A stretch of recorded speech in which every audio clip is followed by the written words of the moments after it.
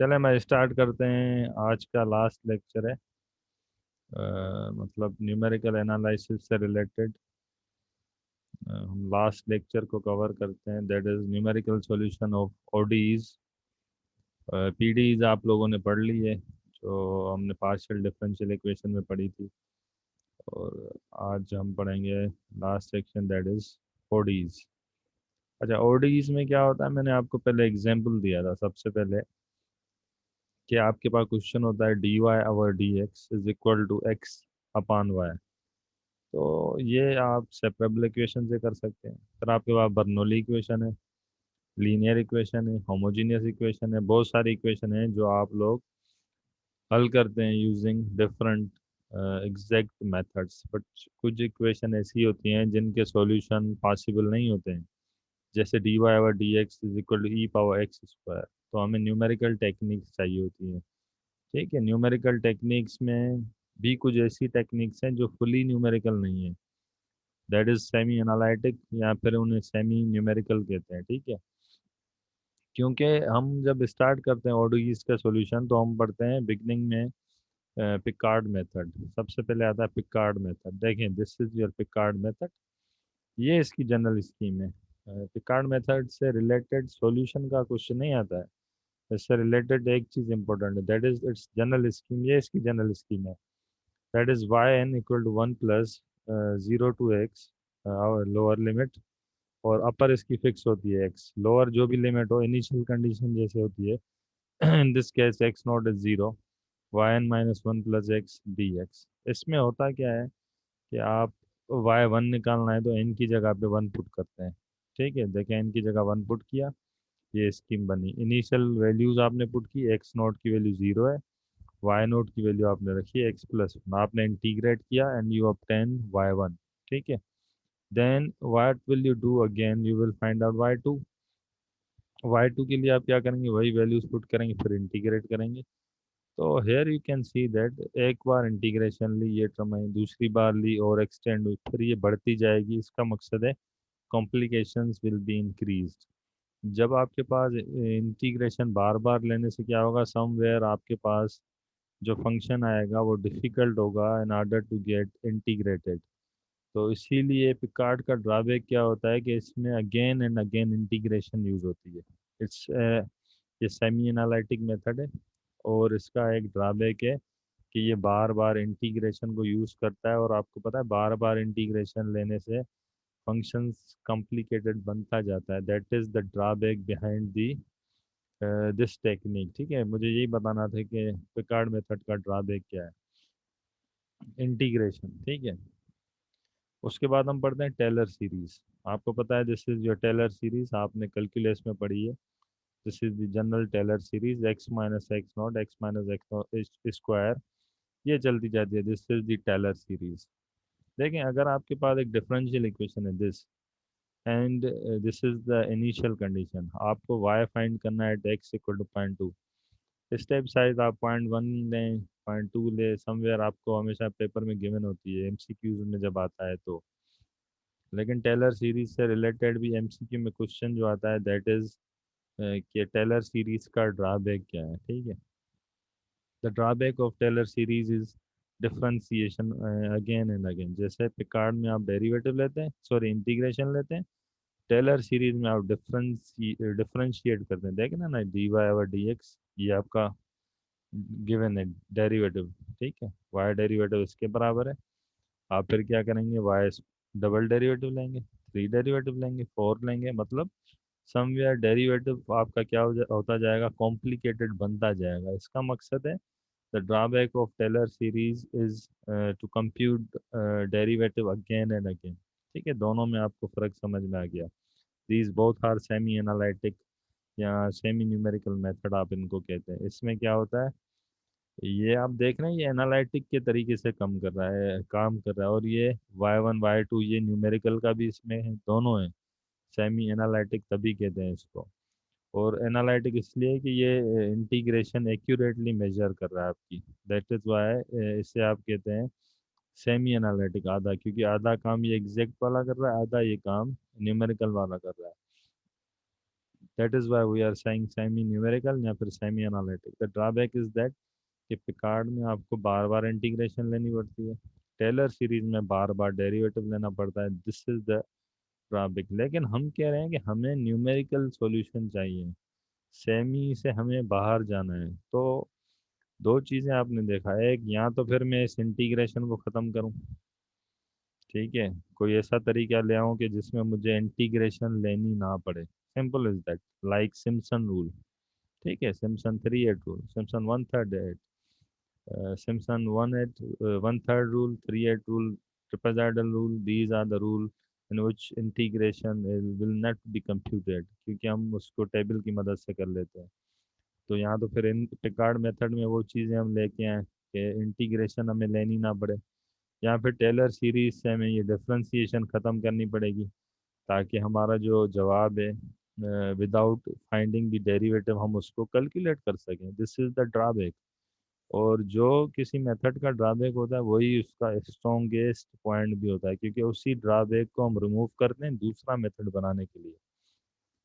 तो फिर हमने सोचा कि टेलर सीरीज में ये जो डेरिवेटिव हैं हमें ये परेशान करने हैं, हम इनको ख़त्म करते हैं और फिर हम बनाते हैं आयलर मेथड। ठीक है, this is the creation behind the Euler method. आप क्या करते हैं, वही सीरीज है Taylor. You say that this is the h step size x minus x naught, then x minus x naught up to first term कहाँ तक उठाएंगे, dy और dx तक। टेलर सीरीज की इस टर्म तक आप ट्रंकेट करते हैं, ठीक है, यहाँ तक। When you truncate you find some error. Exact solution तो नहीं आएगा, there will be error, because there will be the which error, truncation error will be there, because series को आपने ट्रंकेट किया यहाँ तक। यहाँ तक जब आप कंप्यूट करते हैं तो you can see that this is the general scheme of Euler's method. ठीक है, और किस किस तक आपने उठाया, simple, this is your H power one. तो इस एच पावर वन होगा ना, यहाँ तक उठाएंगे तो H2 एच क्यूब। तो इसका जो आर्डर में एरर होता है that is O of H, क्योंकि up to the term one उठाते हैं। ठीक है, टू तक उठाएंगे तो then there will be the method of order two. Euler's method का आर्डर क्या होता है, आयलर्स मेथड का आर्डर होता है वन। ठीक है, अब हम क्या करते हैं, हमने जो डिफ़िकल्टीज देखी टेलर में आ रही थी उसने हमने रिमूव कर दिया। हमने कहा भाई इसको पहली तक उठा लो, dy और dx तो हमें गिवन होता है, डेरिवेटिव लेने की ज़रूरत ही नहीं पड़ेगी, वैल्यूज पुट करो और आपको रिजल्ट मिलती जाएंगी। You can see this example, y derivative is f of x comma y equal to x plus y of 0 equal to 1, h 0.1 है। इसका क्वेश्चन आता है पेपर में, x की वैल्यू है 0.3। ठीक है, स्टेप साइज अगर 0.1 है तो आप पहले x इक्वल टू 0.1 पे निकालेंगे, फिर 0.2 पे निकालेंगे, फिर 0.3 पे। एक्स नॉट की वैल्यू आ गई यहाँ पे, देखिए x not is 0, y nought is 1, and your function that is the derivative, y derivative is equal to f of x comma y equal to x plus y. आपको पता है कि इन टर्म्स ऑफ डी वाई और d x, ordinary differential equation में आप d y और d x को इससे भी डिनोट करते हैं, not F derivative, simple F of x comma Y. And now you will substitute n equal to 1 in the general scheme of Euler method। ये general scheme है, मैंने आपको बताया, सिंपल यहाँ तक आप ट्रंकेट करें, इसको h नाम दे दें। This is your Euler's general scheme. देखें वही है, n की वैल्यू 1 रखेंगे, you will get y1 equal to y naught plus h times the function x naught y naught। Function की value x naught y naught, x की जगह x naught रखें, y की जगह y नोट रखें, तो x नोट आपके पास क्या है, 0, y नोट 1 है। तो फंक्शन की वैल्यू इनिशियल कंडीशंस पे क्या आ रही है, 1। ठीक है, लाइक वाइज h की वैल्यू आपके पास क्या, 0.1।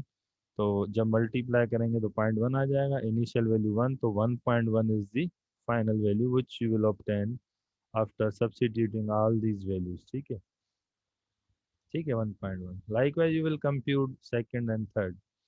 ये आयलर मेथड होता है। ठीक है, what is the importance in terms of paper. ठीक है, आयलर की एग्जाम्पल आपको करनी होगी। ठीक है, नंबर वन।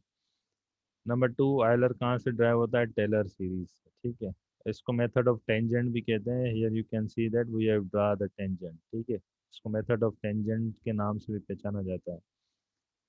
क्या करते हैं इसमें, नो डेरिवेटिव इज इन्वॉल्व, ठीक है, ओनली सिंपल कैलकुलेशन। हमने डिफरेंशिएशन जो टेलर में बार बार यूज हो रही थी उसको ख़त्म कर दिया। लेकिन इसमें ये आर्डर वन का है मेथड, इसका आर्डर क्या है, वन, ठीक है, ये याद रखें, Taylor series is the method of order one. और आर के मेथड की एक फैमिली होती है, एक फैमिली होती है जिसमें आर्डर वन के मेथड होते हैं, टू के होते हैं, थ्री के होते हैं, फोर के होते हैं, क्योंकि हम फोर तक पढ़ते हैं ना, ठीक है, फोर के भी होते हैं। आर के, अगर कोई आपसे पूछे कि आर के मतलब Runge Kutta, method of order one is known as Euler's method. R K जो आर्डर वन है, अगर आप कहें आर के फैमिली है, उस फैमिली में अगर are K method of order one कहे कौन है, तो आप कहेंगे आयलर्स मेथड है, ठीक है। कुछ किरदार एच का होता है, ठीक है, एच अगर आप स्टेप साइज बढ़ाएंगे तो you will get the result more accurate. Step size जितनी कम होगी आपके पास उतना एरर ज़्यादा है, ठीक है। ऐसे नहीं कि स्टेप साइज आप ले लें 0.001, ऐसे भी नहीं उठानी, ठीक है, 0.1 उठा लें, 0.05 उठा लें, बिल्कुल ही आपको इतनी वैल्यू नहीं उठानी है, बिल्कुल ही छोटी के पहुंचने तक ही आपको इटरेशन स्कीम्स पे भी हमें मतलब फिजिकली भी करके दिखाना होता है। उसके बाद another method is modified Euler method. This is the order two method, ठीक है। आयलर्स का आर्डर वन होता है, modified and improved Euler method both have order two, ठीक है। मॉडिफाइड आयलर मेथड जिसको हम कहते हैं मिड पॉइंट मेथड, इसका दूसरा नाम है मिड पॉइंट, जिसकी ये जनरल स्कीम है। You have to remember only the general scheme of modified Euler method, और कुछ भी नहीं पढ़ना। उसके अलावा आपको ये पता होना चाहिए मॉडिफाइड का दूसरा नाम क्या है, ठीक है। उसके बाद आपको तीसरी चीज़ ये आनी चाहिए कि are K method of order two is also modified Euler method, modified भी इम्प्रूव्ड भी है, ठीक है। इसके रिलेटेड यही वैसे क्वेश्चन है, और इसकी जनरल स्कीम्स पेपर में आती है, पूछी जाती है कि ये स्कीम मॉडिफाइड आयलर की कौन सी स्कीम है, ABCD, you have to give clear concept. जो भी आपको कॉन्सेप्ट इससे समझना है, याद करने, फिर पेपर में आपको इजी हो जाएगा, ठीक है। कुछ चीज़ें याद करने में इजी होती है, H/2 इसमें आता है यहाँ पे, और इसके बाद जो इम्प्रूव्ड आता है उसमें H/2 आता है, ठीक है। This is the improved Euler method, यहाँ H/2 आता है, ठीक है। ये इम्प्रूव्ड आयलर मेथड है जिसका दूसरा नाम है हंस मेथड, ठीक है। ये एक ही नाम है, इम्प्रूव्ड आयलर और हंस मेथड एक ही चीज़ है। ये भी आर्डर टू का मेथड है, ठीक है। This is also order two method. Order two से आप समझ रहे हैं, आर्डर टू से मकसद कि we have taken Taylor series up to now this term, इस टर्म तक हमने टेलर सीरीज उठाई है। जब आप यहाँ तक उठाएंगे, जैसे मैं आपको बेसिक क्वेश्चन बताऊँ, y equal to E power x, e power x की सीरीज होती है 1 + x square upon 2 factorial x³ upon 3 factorial. अगर आप पहली दो टर्म में उठाएंगे 1 + x तक और x की वैल्यू रखें 1.5, you will get less error, ठीक है, as compare to only the term one, y = 1। फिर आप उठाएं 1 + x स्क्वायर अपान 2 फैक्टोरियल, फिर x की वैल्यू रखें 1.5, now you will get better result as compare to the 1 + x। अगर आप और टर्म उठाएंगे 1 + x square upon 2 factorial x³ upon 3 factorial, you will now get more better result. अगर आप यहाँ तक उठाएंगे तो इससे इसकी रिजल्ट अच्छी होगी, क्यूब की। कहने का मकसद है आयलर हमने यहाँ तक उठाया था, तो आयलर अगर यहाँ तक उठाया है और इम्प्रूव्ड, और हम मॉडिफाइड यहाँ तक उठा रहे हैं, तो इम्प्रूव्ड और मॉडिफाइड की रिजल्ट इससे बेहतर होगी। और इम्प्रूव्ड और मॉडिफाइड में आर्डर क्या होगा, जो एरर का आर्डर है दैट विल बी H², ठीक है, ठीक है, that will be H² because we are taking the term up to the H²। अगर हम रियून्स मेथड पढ़ते हैं तीसरा, उसका आर्डर क्या होता है एरर का, H³। फिर आता है क्लासिकल रंज कटा मेथड जिसका आर्डर होता है 4 because we have taken term up to the D⁴ तो this is your improved Euler और हंस मेथड, जिसकी स्कीम आपको याद रखनी है। This is the general scheme. ये आर्डर टू का मेथड है, ये आर के फैमिली में से है, ठीक है। इसका जो एरर आता है that is H² because we have taken the terms up to the H²। उसके बाद हमने रियून्स मेथड भी पढ़ा हुआ, आगे वो भी आएगा, देखें। The R K method are a family of methods. मैंने आपको बताया एक फैमिली होती है जिसको आप कहाँ से ड्राइव करते हैं, Taylor series. Very important question. We know that the Taylor series involve higher order derivative, hence is a lengthy process। आपको पता है टेलर सीरीज में बहुत डेरिवेटिव होते हैं, जितने डेरिवेटिव ज़्यादा होंगे उतना आपको बेनिफिट होगा। बट हमें ये भी तो चीज़ देखनी है ना, कंप्यूट भी तो करना है। ऐसे तो नहीं मैं आर्डर 10 तक उठाऊं, फिर कंप्यूट कौन करेगा। दिस इज दी, हमें स्कीम्स बनानी पड़ती हैं, फिर स्कीम की डेरिवेशन करनी पड़ती है, इक्वेशंस आती हैं, 8 इक्वेशन और 2 अननोन हो, यहाँ इस तरह की हमारे पास स्कीम्स आती हैं which is difficult to compute. तो तभी आर्डर 4 तक ही हम जनरल मेथड पढ़ते हैं, ठीक है। The Runge Kutta method gives greater accuracy without calculating the higher order derivative. ठीक है, हायर ऑर्डर डेरिवेटिव को कैलकुलेट बगैर किए बगैर ही हमारे पास अच्छी रिजल्ट देता है। इनमें क्या खासियत है देखें, ये आर्डर 2 का है, इसमें डेरिवेटिव कहीं पे कंप्यूट ही नहीं करना पड़ेगा। This is the based in the method. ठीक है, एक चीज़ इसमें खास क्या है कि डेरिवेटिव ही नहीं है। आर्डर 2 तक टेलर सीरीज की हमने टर्म उठाई, उसकी इक्वेशन बनाई, उससे डेरिवेटिव को एलिमिनेट किया और हमने एक स्कीम बनाई। Now we will not compute the derivative. ठीक है, हमने टेलर सीरीज की मदद से ड्राइव तो किया है लेकिन डेरिवेटिव को ख़त्म कर दिया। ठीक है।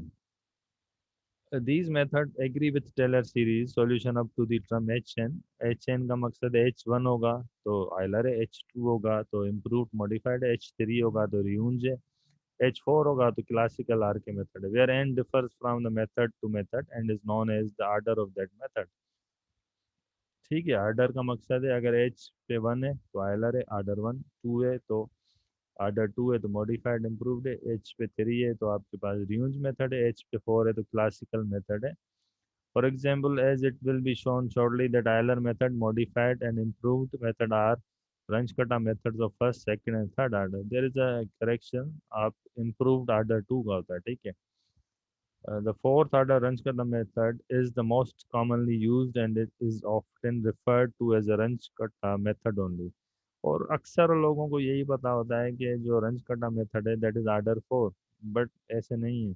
उसकी फैमिली है, उस फैमिली में आर्डर 4 भी है, 3 भी है, 2 भी है, 1 है। ठीक है, अब मैंने आपको पहले ही बताया ये टेलर सीरीज है। अगर एच स्क्वायर को आप निगलेक्ट करते हैं तो you will obtain the Taylor series, जो यहीं लिखी हुई है टेलर सीरीज है। इसका आर्डर 1 है, ठीक है, और ये इसकी जनरल स्कीम है।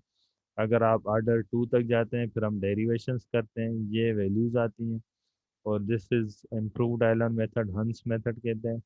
फिर आप आर्डर 3 तक जाते हैं, ये रियूंज मेथड है, दिस इज द रियूंज मेथड जिसमें के की वैल्यू होती है K1 4K4 plus K3 divided by 6।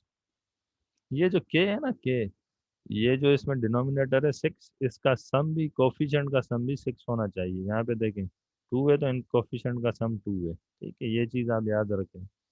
Similarly इसमें भी देखें, यहाँ 6 है तो इसके कोफिशिएंट का क्या सम होना चाहिए, 6। दिस इज, ये आप के को याद करने के लिए ट्रिक बना सकते हैं। This is the ruins method जिसमें K1 की वैल्यू, K2 की वैल्यू, K3 की वैल्यू, K4 की वैल्यू। आर्डर 4 में K1 K2 K3 K4।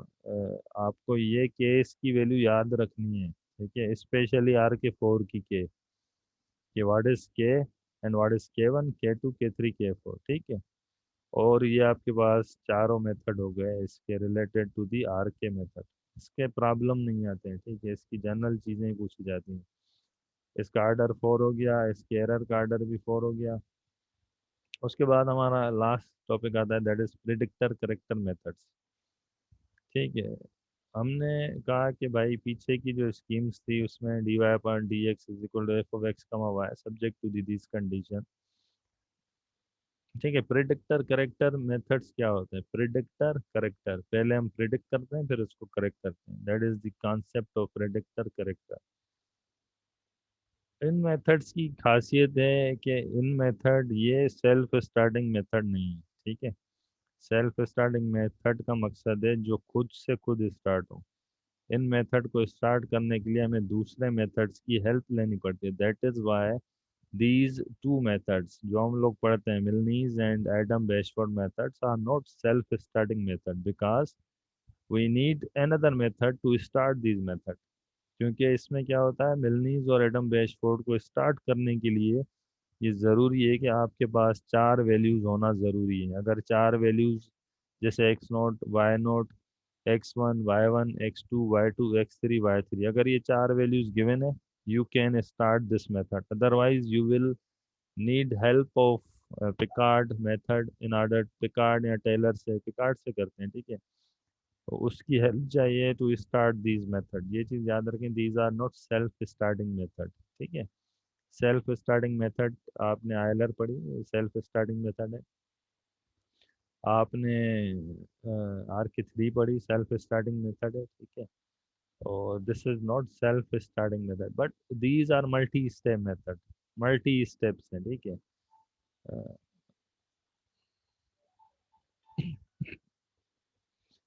तो मैंने आपको चीज़ ये बताई कि दी इसमें आपके पास चार वैल्यूज होना ज़रूरी है टू स्टार्ट दीज मेथड्स, ठीक है। Most important question in terms of predictor character methods. अगर मिलनीज मेथड है इसके लिए भी चार चाहिए, एडम बेशफोर्ड है इसके लिए भी चार चाहिए, ठीक है। ये इसका प्रिडिक्टर का फार्मूला है मिलनीज का, ये इसके करेक्टर का फार्मूला है। जनरल स्कीम आप लोग बना सकते हैं, ठीक है।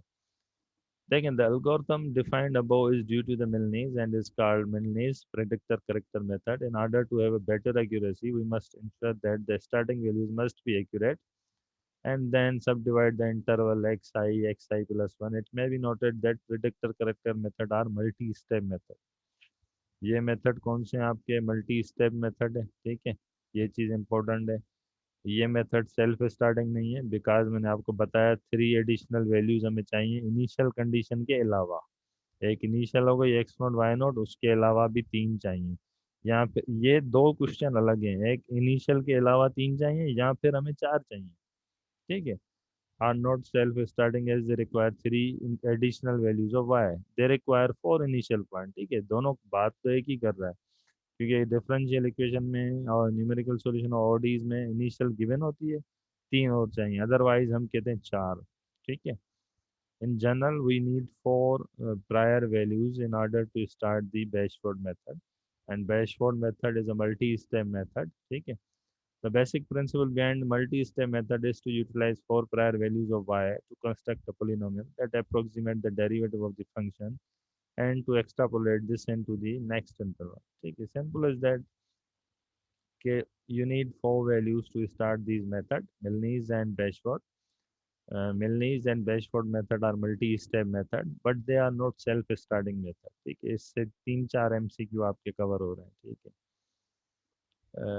उसके बाद इसकी भी आपको जनरल स्कीम याद करनी पड़ेगी बेशफोर्ड की, कम आती है लेकिन उसको थोड़ा सा याद करना ताकि आपको इजी हो जाए, ठीक है। If we use four prior point the approximate polynomial will be cubic, मैंने आपको बताया था। जैसे लीनियर के लिए दो पॉइंट चाहिए होती हैं और क्वाड्रेटिक के लिए तीन चाहिए होती हैं, तो चार पॉइंट किसके लिए चाहिए होती हैं? क्यूबिक पोलिनोमियल के, क्योंकि आपने लीनियर इक्वेशन पढ़ी होगी। लीनियर इक्वेशन बनाने के लिए आपको दो पॉइंट चाहिए होती है ना, y2 minus y one divided by x2 minus x1, y minus y one equal to x minus x1। Like quadratic के लिए तीन पॉइंट चाहिए होती हैं, क्यूबिक के लिए चार। तो यहाँ से जो पॉलिनोमियल जनरेट होगा मिलनीज और बेशफोर्ड से, चार वैल्यूज हमें initially required and that will be cubic polynomial, ठीक है। इसके बाद लास्ट चीज जो है डिफरेंसेस हैं, ये बैकवर्ड डिफरेंसेस, फॉरवर्ड डिफरेंस का फार्मूला होता है, इजी है। अगर एक्स में फॉरवर्ड है तो आई में प्लस वन ऐड होगा, बाकी सेम रहेगा।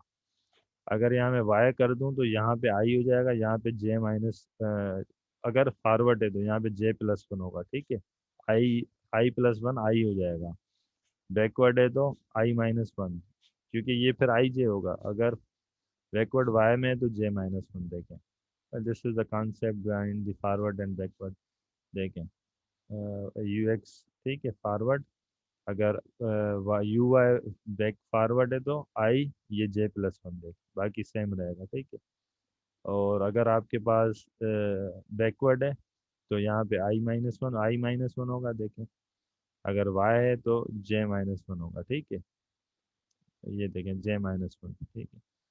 और in order to draw the u x x, इसके लिए इजी कॉन्सेप्ट है। एक चीज़ थोड़ी सी आपको याद रखनी पड़ेगी, that will B H square because there is a second derivative. और बाकी आप क्या करें, इसको यूएक्स फॉरवर्ड और बैकवर्ड को क्या कर दें, यूएक्स माइनस यू एक्स, ठीक है, मतलब फॉरवर्ड माइनस बैकवर्ड। तो ये नीचे एच स्क्वायर लिखा जाएगा, बाकी यहाँ से बनती है टर्म। ये मैं आपको याद कराने के लिए इजी लॉजिक बता रहा हूँ। तो u i plus one comma j, देखें u i plus one comma j, एक ये कितने हो जाएंगे, दो हो जाएंगे। जब माइनस करेंगे तो माइनस ये, ठीक है, दो माइनस क्या होगा, और ये minus minus plus u i minus one comma j in h square. Similarly you can do it in k, ठीक है, दिस इज इट। और इंशाल्लाह ताला यहाँ पे हम लेक्चर को ख़त्म करने चलते हैं। जिसको जो डिफ़िकल्टी है he can ask the question.